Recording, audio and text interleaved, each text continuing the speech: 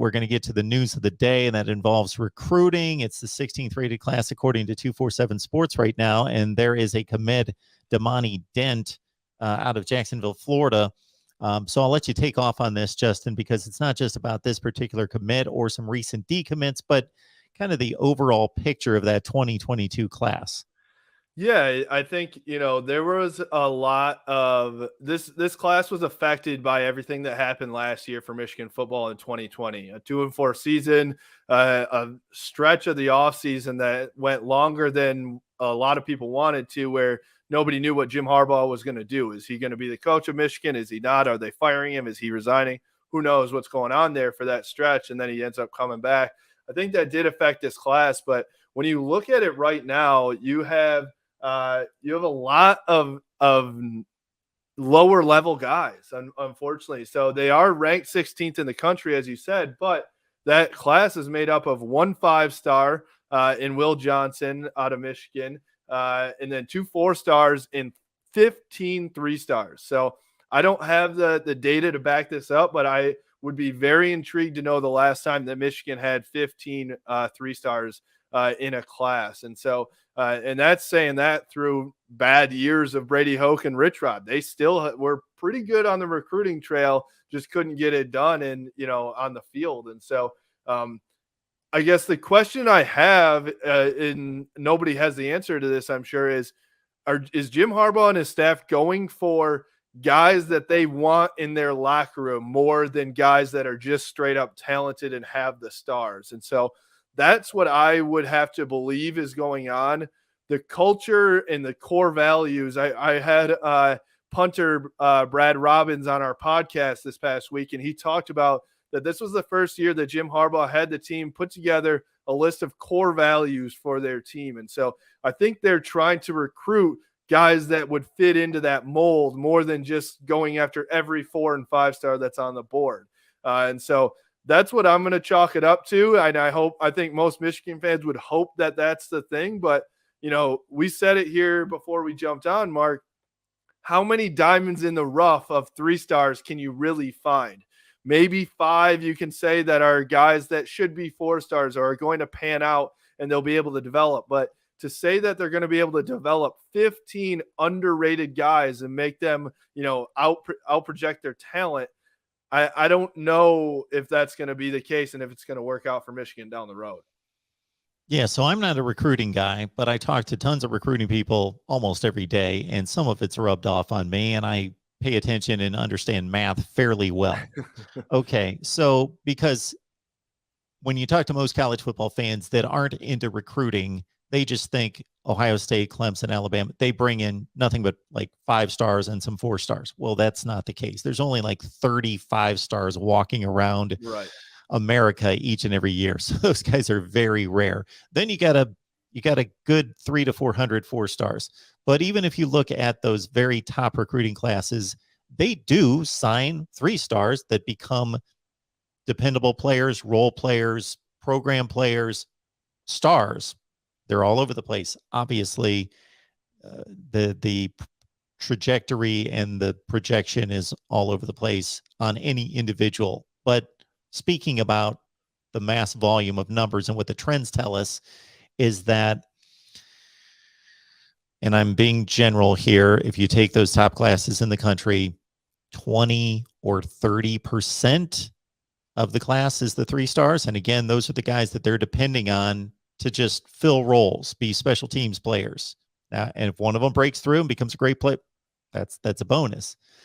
So it's not, when it's 85% of the class, it doesn't seem right. They know what they're doing. I don't. But it would seem as though, hey, there would be more like 5 guys that they would think, hey, we really are sold on these guys. We don't care what the star says. But 15 out of 18. Yeah, and I think you look at the rest of the classes for this 2022 recruiting class, and you look at the rest of the teams here. Georgia, they do have 7 3-stars, but they have 11 4-stars and 2 5-stars. Ohio State only has 1 3-star, but 14 4-stars.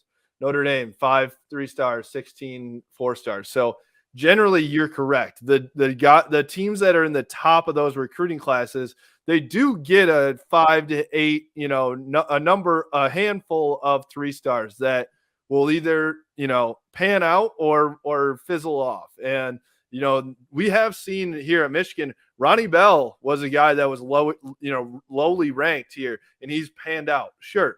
But he's one of, maybe 10 over the past couple years that have done that. So it's very different. And so I think that, to expect that even 10 out of those 15 pan out as legitimate players that can go up against Ohio State and beat them, I don't know if you can count on that. So when you're looking at what Jim Harbaugh is trying to build here, obviously they're trying to build a championship team. He's got to go out and beat Ohio State to have this fan base satisfied.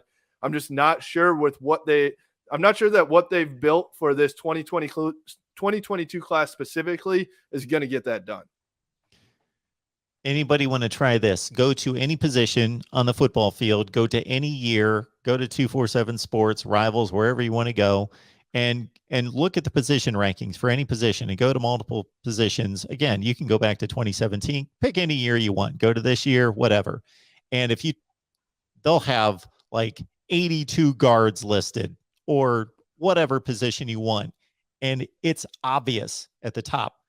Georgia, Ohio State, Alabama, and then as it filters down, Michigan, Notre Dame, and you will just see the program drop. Iowa, Kansas State, then you on down the FAU, Rutgers, whatever. You will just see the obvious progression of schools. Now, did the 40th guard in the country become some All-American player sometimes? Yeah, there are outliers, but 90% of the time, that program listing of who's signing those players in order almost is just dead on. Absolutely. I have a lot of people out there that say stars don't matter, recruiting doesn't matter. It's how you develop them when they get there. You got to have talent to develop. You have to have something to go off of. And guess what? It's a lot easier to develop a guy that comes in as 6'8", 320 at left tackle than a guy that comes in at 285, right, and doesn't have the skill set. So there's definitely something to say about how you develop your guys once you get there, and the culture and having them bought in, and all that definitely matters. Your on-field play, and once they're in that locker room, that matters. But in general, you're correct. If you look at, I'm sure it's lined up pretty closely, number of wins or successful seasons, whatever you want to call that, and the recruiting rankings, you could go side by side, and they're going to be pretty damn close, I'd say, if you had a chart going. Yep. Texas is screwing up. Wisconsin develops players, and they rise. But other than that, just about everybody else is falling in line. Yep. Man, when you were talking about athleticism and a 6'8", 320 left tackle, I saw some video on Evan Neal, an All-American for Alabama, a couple of weeks ago during one of the broadcasts. They showed him doing like a standing jump. This guy's like 6'8", and his 40 times ridiculous. All of his speed drills are ridiculous for a man of that size, but he can do like a standing jump, and it was some ridiculous height that he could jump to on a standing jump. It was crazy. Those guys just blow my mind, because I think about myself. I'm 6'3", and there was a time when I was 19, 20 years old, and I was 6'3", 175 pounds, a twig, and still couldn't, control my body. And so for these guys to be that big and still have the athleticism is just like, it's not natural. It's not natural to see. You shouldn't be able to do that. I'm sorry. But those are the guys that make the difference. And that guy's probably going to make, millions and millions and millions of dollars in the NFL someday.